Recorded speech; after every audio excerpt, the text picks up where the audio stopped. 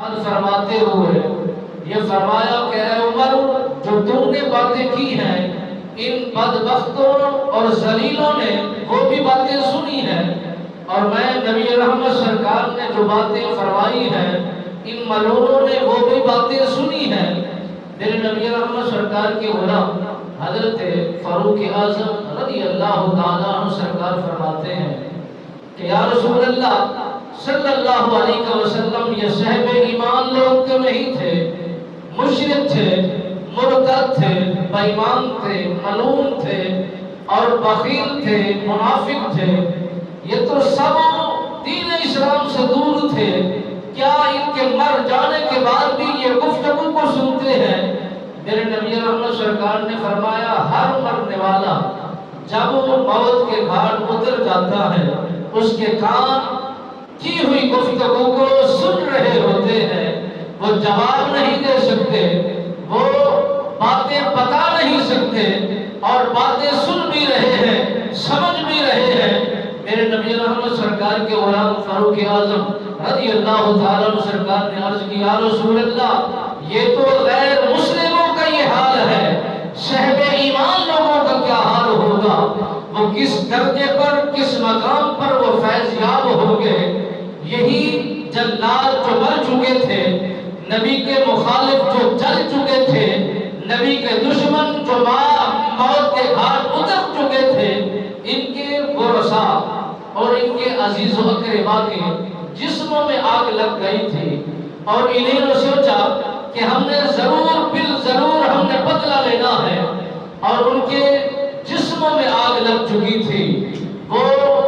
بدلہ لینے کے لیے بےتاب بے قرار تھے۔ یہ میدان بدر رمضان المبارک میں ہوا، اور غزوہ احد شمال مکرم کے اندر ہوا۔ میرے نبی رحمت فخر موجودات صلی اللہ علیہ وبارک وسلم سرکار کے دین اسلام کے مخالف مشرکین مکہ ہجوم بڑھا کر غزوہ احد کے موقع پر اس پہاڑی پر بیٹھ کر، میدان احد پر بیٹھ کر یہ گھیراؤ کرنے کا ارادہ رکھتے ہیں، مسلمانوں کو جلایا جائے، مسلمانوں سے بدلہ لیا جائے، مسلمانوں کو تکلیف پہنچائی جائے، جو ہمارے بڑے جان کا نذرانہ دے چکے ہیں ان کا بدلہ ضرور مسلمانوں سے لیا جائے۔ میرے نبی رحمت فخر موجودات صلی اللہ علیہ وبارک وسلم سرکار کے غلاموں، شمع رسالت کے پروانوں، صحابہ نے آ کر بتایا احد پر بیٹھنے والے جلال سپاہی، ان کی آنکھوں میں خون اترا ہوا ہے، جلال بن کے بیٹھے ہیں اور جلال کی کفیت میں بیٹھے ہیں، اگر کوئی بھی مسلمان ان کے سامنے جائے گا یہ ان کو لقمہ عجل بنا دیں گے۔ میرے نبی رحمت سرکار نے میٹنگ بلائی، اپنوں کو بلایا، منافقوں کو بلایا، بیٹھنے والوں کو ساتھ میں ساروں کو بلایا۔ عبداللہ بن سلول یہ بھی بہت بڑا ظالم اور مکار انسان تھا، منافق طبیعت مزاج رکھنے والا یہ فرد انسان تھا، مگر کامل ایمان نہیں تھا۔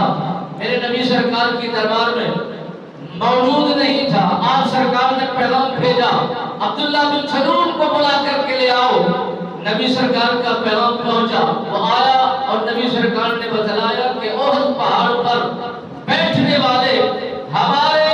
ان دیوانوں کا جان کے دشمن بن چکے ہیں اور اپنے بڑوں کا بدلہ لینے کے لیے اتر چکے ہیں اور گھیراؤ کر کے بیٹھے ہیں، اپنے تیر بنا